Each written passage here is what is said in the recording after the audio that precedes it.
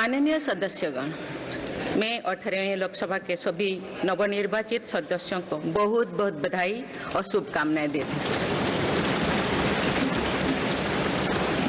आप सभी यहाँ देश के मतदाताओं का विश्वास जीतकर आए हैं।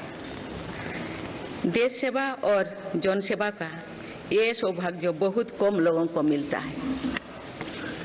मुझे पूरा विश्वास है आप राष्ट्र प्रथम की भावना के साथ अपना दायित्व निभाएंगे, 140 करोड़ देशवासियों की आकांक्षाओं की पूर्ति का माध्यम बनेंगे।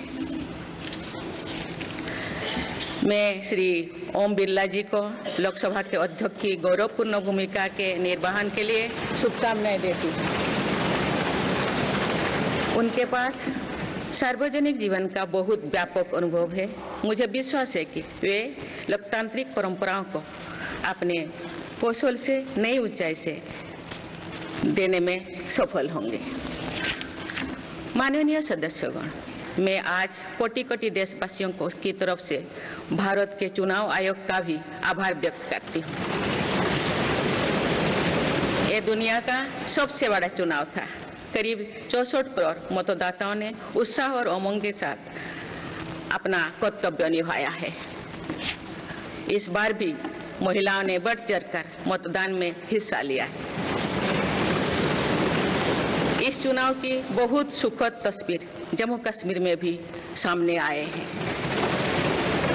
कश्मीर घाटी में वोटिंग के अनेक दशकों के रिकॉर्ड टूटे हैं। बीते 4 दशकों में कश्मीर में हमने बंद और हड़ताल के बीच कम मतदान का दौर ही देखा था। भारत के दुश्मन इसको वैश्विक मंचों पर जम्मू कश्मीर की राय के रूप में दुष्प्रचारित करते रहे, लेकिन इस बार कश्मीर घाटी ने देश और दुनिया में ऐसे हार ताकत को करारा जवाब दिया है। पहली बार इस लोकसभा चुनाव में घर पर जाकर भी मतदान कराया गया है। मैं लोकसभा चुनाव से जुड़ी हर कर्मी को सराहना करती हूं और अभिनंदन करती हूं। माननीय सदस्यगण, 2024 के लोकसभा चुनाव की चर्चा आज पूरी दुनिया में हो रही है। दुनिया देख रही है कि भारत के लोगों में लगातार तीसरी बार स्थिर और स्पष्ट बहुमत की सरकार बनाई है।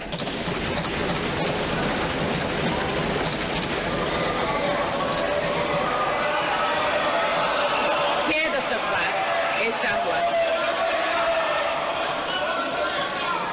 दशक बाद ऐसा हुआ है।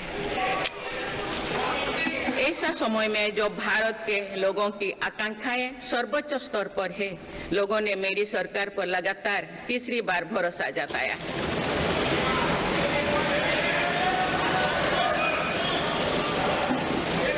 भारत के लोगों को ये पूर्ण विश्वास है कि उनकी आकांक्षाएं सिर्फ मेरी सरकार ही पूरा कर सकती है।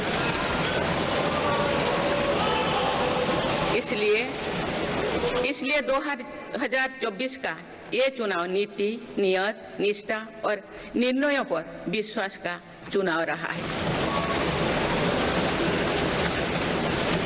मजबूत और निर्णायक सरकार में विश्वास, सुशासन, स्थिरता और निरंतरता में विश्वास, ईमानदारी और कड़ी मेहनत में विश्वास, सुरक्षा और समृद्धि में विश्वास, सरकार की गारंटी और डिलीवरी पर विश्वास, विकसित भारत के संकल्प में विश्वास। मेरी सरकार ने 10 वर्षों से सेवा और सुशासन का जो मिशन चलाया है, ये उस पर मुहर है। ये जनादेश है कि भारत की विकसित बनाने का काम बिना रुके चलता रहे और भारत अपने लक्ष्यों की प्राप्ति करते रहे।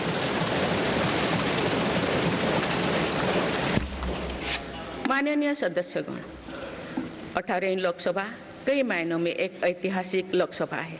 ये लोकसभा अमृतकाल के शुरुआती वर्षों में गठित हुई है। ये लोकसभा देश के संविधान को अपनाने के 75वें वर्ष की भी साक्षी बनेगी। मुझे विश्वास है कि इस लोकसभा में जन कल्याण के फसलों का नवीन अध्याय लिखा जाएगा। आगामी सत्र में मेरी सरकार अपने इस कार्यकाल का पहला बजट पेश करने जा रही है। ये बजट सरकार की दूरगामी नीतियों और फ्यूचरिस्टिक विजन का एक प्रभावी दस्तावेज होगा। इस बजट में बड़े आर्थिक और सामाजिक निर्णयों के साथ ही अनेक ऐतिहासिक कदम भी देखने को मिलेंगे। भारत के तेज विकास की जन आकांक्षाओं का पूरा करने के लिए रिफॉर्म्स की गति अब और तेज की जाएगी।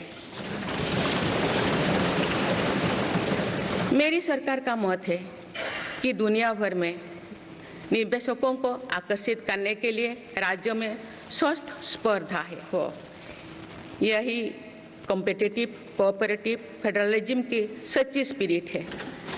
राज्यों के विकास से देश का विकास, इसी भावना के साथ हम आगे बढ़ते रहेंगे। माननीय सदस्यगण, रिफॉर्म, परफॉर्म और ट्रांसफॉर्म के संकल्प ने आज भारत को दुनिया की सबसे तेजी से बढ़ने वाली अर्थव्यवस्था बना दिया है। 10 साल में भारत 11वें नंबर की अर्थव्यवस्था से ऊपर उठकर 5वें नंबर पर पहुंचा है। साल 2021 से लेकर साल 2024 के बीच भारत में औसतन 8% की रफ्तार से विकास किया है और ये ग्रोथ सामान्य समय में नहीं हुई है। बीती वर्षों में हमने 100 साल की सबसे बड़ी आपात देखी। वैश्विक महामारी के कालखंड और विश्व के अलग अलग कोने में चल रही संघर्षों के बावजूद भारत ने ये विकास दर हासिल की है। ये बीते 10 साल के रिफॉर्म्स और राष्ट्रहित में के लिए किए गए फैसला के कारण संभव है। आज भारत अकेले ही दुनिया की ग्रोथ में 15% का योगदान दे रही है। अब मेरी सरकार भारत को विश्व की 3रे नंबर की इकोनॉमी बनाने में जुटी हुई है।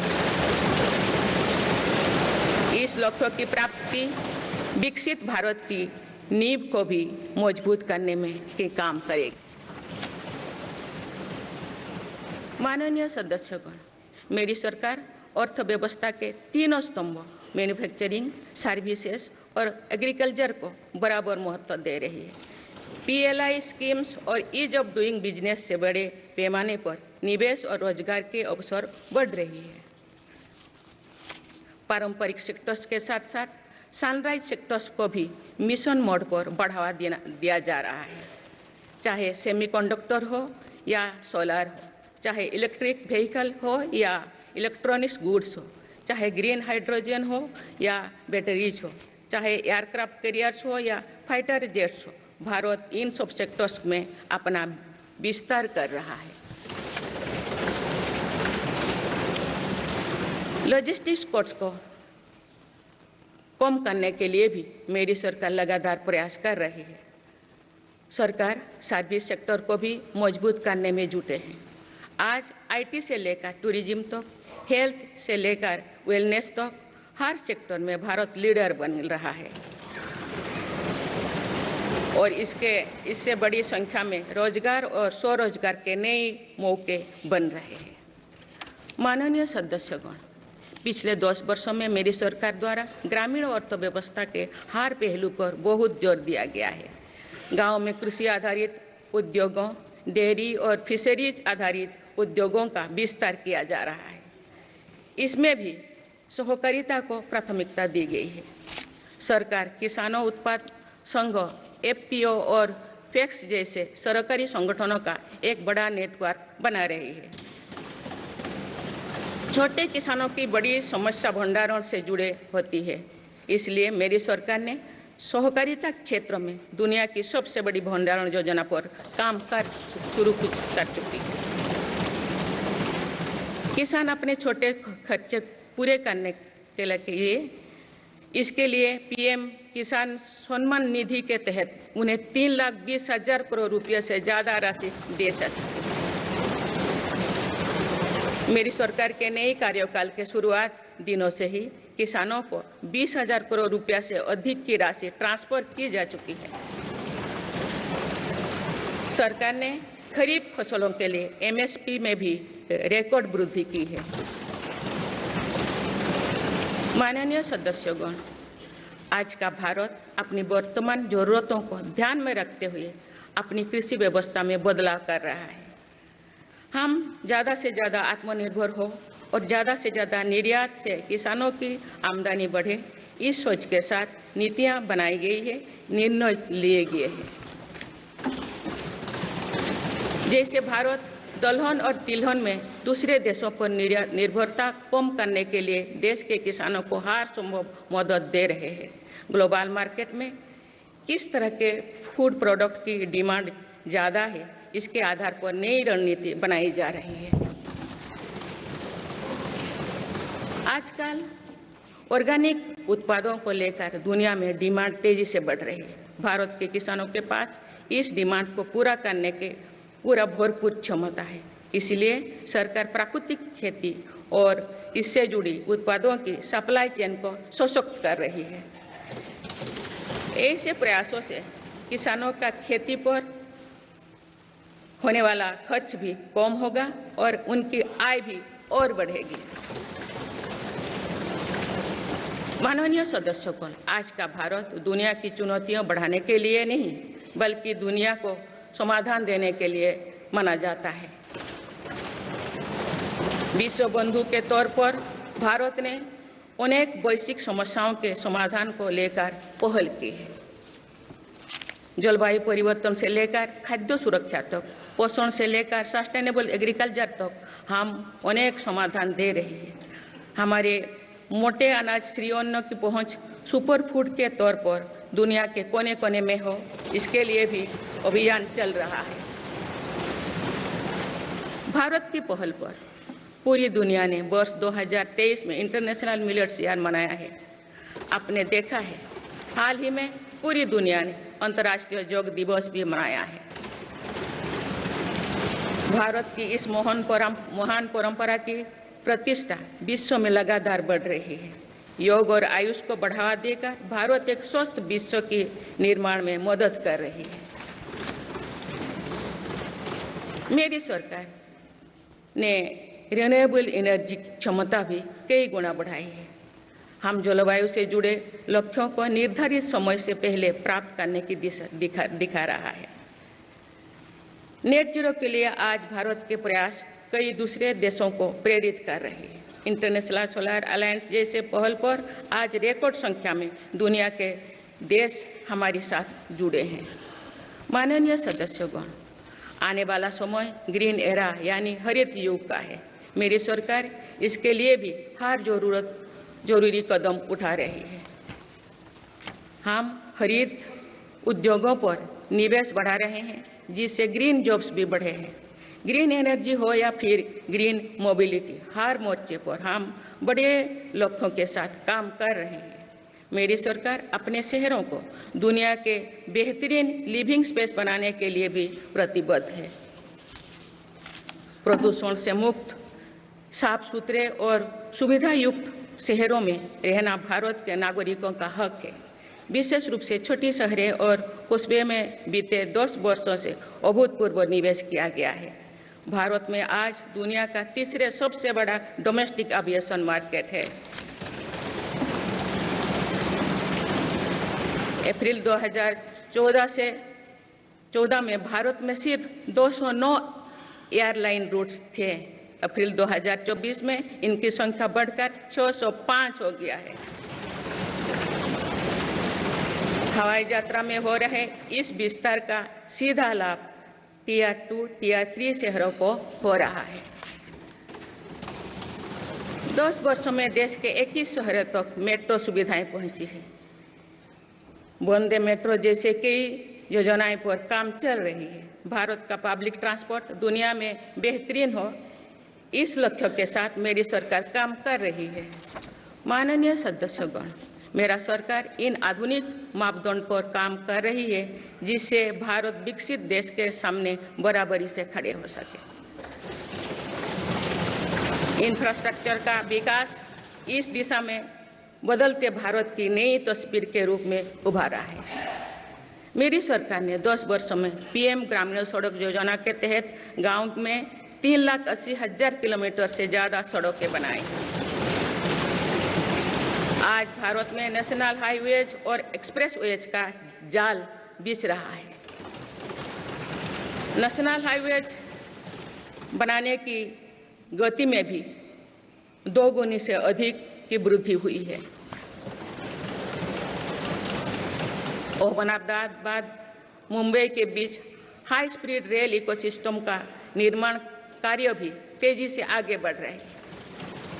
मेरी सरकार ने उत्तर, दक्षिण और पूर्वी भारत के बुलेट ट्रेन कॉरिडोर्स के लिए फिजिबिलिटी स्टडीज शुरू करने का फैसला किया है। पहली बार देश में अंतर्देशीय जलमार्गों के विकास पर इतने व्यापक रूप से काम शुरू हुआ है। इसका बड़ा लाभ नॉर्थ ईस्ट को होगा। मेरी सरकार ने नॉर्थ ईस्ट के विकास के लिए 10 वर्षों में आवंटन में 4 गुना से अधिक की वृद्धि की है। सरकार इस क्षेत्र को एक्ट ईस्ट पॉलिसी के तहत स्ट्रेटेजिक गेटवेज बनाने के लिए काम कर रही है। नॉर्थ ईस्ट में हर तरह की कनेक्टिविटी का बढ़ाया जा रहा है। शिक्षा, स्वास्थ्य, पर्यटन, रोजगार, हर क्षेत्र में विकास कार्यों को आगे बढ़ाया जा रहा है। असम में 27,000 करोड़ रुपया की लागत से सेमीकंडक्टर प्लांट बनाया जा रहा है। यानी north east made in India chips को भी सेंटर होने वाला है। मेरी सरकार नॉर्थ ईस्ट में स्थायी शांति के लिए निरंतर काम कर रही है। पिछले इस 10 वर्षों में अनेक पुराने विवादों को हल किया गया, अनेक अहम समझौते हुई है। नॉर्थ ईस्ट में अशांत क्षेत्रों में तेज विकास करके चरणबद्ध तरीके से अफवाह हटाने का काम भी जारी है। देश के हर क्षेत्र में विकास के नए आयाम भारत के भविष्य का उद्घोष कर रहे हैं। माननीय सदस्य, वुमेन लेड डेवलपमेंट के लिए समर्पित मेरी सरकार ने महिला सशक्तिकरण के एक नई युग की शुरुआत की है। देश की नारी शक्ति लंबे समय तक लोकसभा और विधानसभा में अधिक भागीदारी की मांग कर रही थी। आप उनके पास नारी शक्ति बंधन अधिनियम की ताकत है। सरकार की योजना की वजह से पिछले 1 दशक में महिलाओं का आर्थिक सामर्थ्य बढ़ा है। आप जानते हैं कि बीते 10 वर्षों में बने 4 करोड़ पीएम आवास में से ज़्यादातर महिलाओं के नाम ही आवंटित हुई है। आप तीसरी कार्यकाल के शुरुआत में ही सरकार ने 3 करोड़ नए घर बनाने की स्वीकृति दे दी है। इनमें से भी अधिकतर घर महिलाओं के नाम पर ही आवंटित होंगे। बीते 10 वर्षों में 10 करोड़ महिलाएं सेल्फ हेल्प ग्रुप्स से जुड़े हैं। मेरी सरकार ने 3 करोड़ महिलाओं को लखपति दीदी बनाने के लिए व्यापक अभियान चलाए हैं। इसके लिए सेल्फ हेल्प ग्रुप्स को आर्थिक मदद भी बढ़ाई जा रही है। सरकार का प्रयास है कि महिलाओं का कौशल बढ़े, कमाई के साधन बढ़े और उनका सम्मान भी बढ़े। नमो ड्रोन दीदी योजना इस लक्ष्य की पूर्ति में सहायक बन रही है। इस योजना के तहत हजारों सेल्फ हेल्प ग्रुप्स की महिलाओं को ड्रोन दिए जा रहे हैं। ड्रोन पायलट बनने की ट्रेनिंग भी दी जा रही है। मेरी सरकार ने हाल ही में कृषि खेती सखी कार्यक्रम भी शुरू किया है। इसके तहत अभी तक सेल्फ हेल्प ग्रुप्स की 30,000 महिलाओं को कृषि सखी के रूप में प्रमाण पत्र दिए गए हैं। कृषि सखियों को आधुनिक खेती की तकनीक में प्रशिक्षण किया जा रहा है ताकि वे कृषि को और आधुनिक बनाने में किसानों की मदद कर सकें।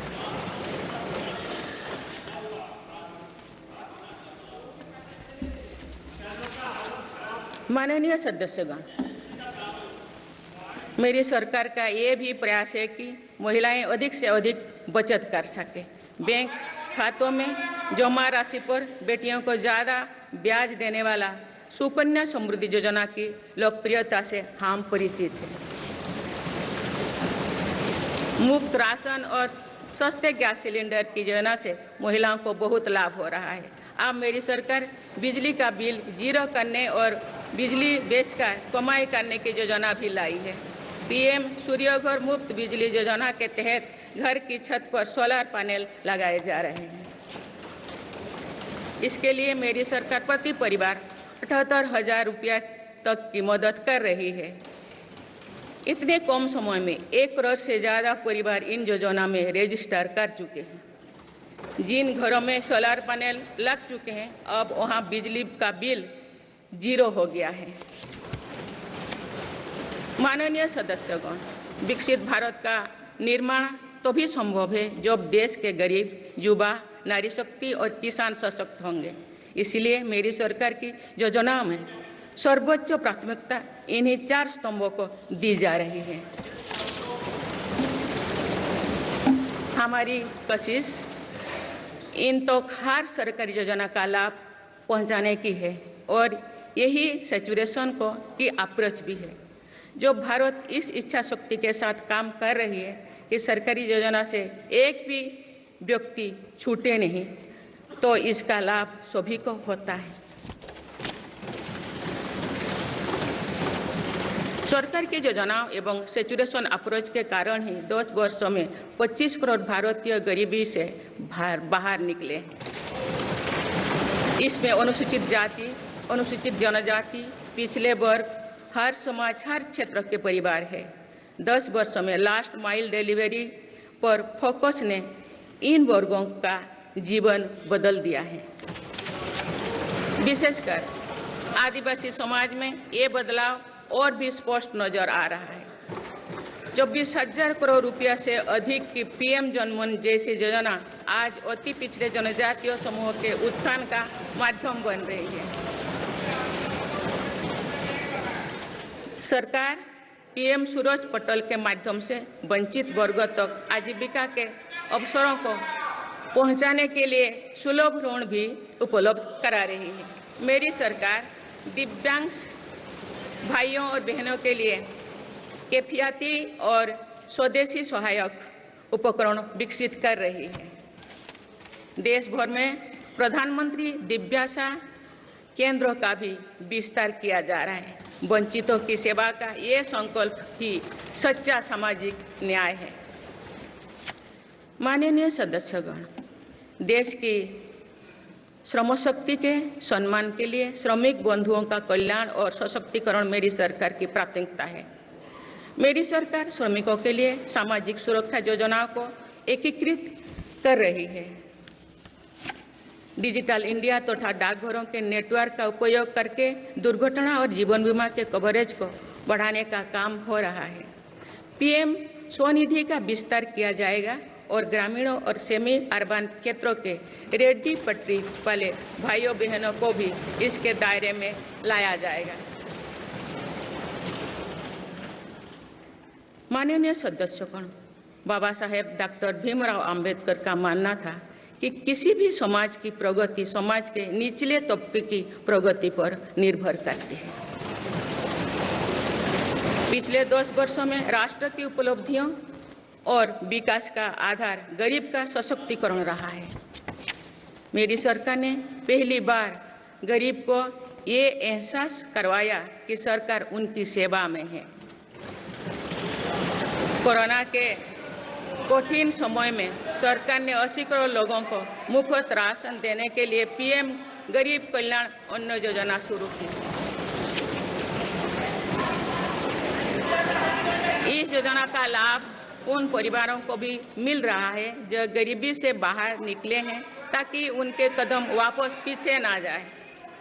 स्वच्छ भारत अभियान में भी गरीब के जीवन की गरिमा से लेकर उसके स्वास्थ्य तक का राष्ट्रीय महत्व का विषय बनाया है। पहली बार देश में करोड़ों गरीबों के लिए शौचालय बनाया गया है। ये प्रयास हमें आश्वस्त करते हैं कि देश आज महात्मा गांधी के आदर्शों का सच्चे अर्थों में अनुसरण कर रहा है। मेरी सरकार 55 करोड़ लाभार्थियों को आयुष्मान भारत योजना के तहत मुफ्त स्वास्थ्य सेवाएं भी उपलब्ध करवाए हैं। देश में 25,000 जन औषधि केंद्रों को खोलने का काम भी तेजी से चल रहा है। आप इस क्षेत्र में सरकार एक और निर्णय लेने जा रही है। आप आयुष्मान भारत योजना के तहत मुफ्त इलाज का लाभ 70 वर्षों से अधिक उम्र के सभी बुजुर्गों को भी मिलेगा। माननीय सदस्यगण, अक्सर विरोधपूर्वक मानसिकता और संकीर्ण स्वार्थों के कारण लोकतंत्र की मूल भावना का बहुत अहित हुआ है। इसका प्रभाव संसदीय प्रणाली पर भी पड़ता है और देश की विकास यात्रा पर भी पड़ता है। देश में कई दशकों तक अस्थिर सरकार के दौर में कई सरकारें चाहते हुए भी ना रिफॉर्म कर पाए और ना ही आवश्यक निर्णय ले पाए। भारत की जनता ने निर्णायक बनकर इस स्थिति को बदला है। बीते 10 वर्षों में ऐसे अनेक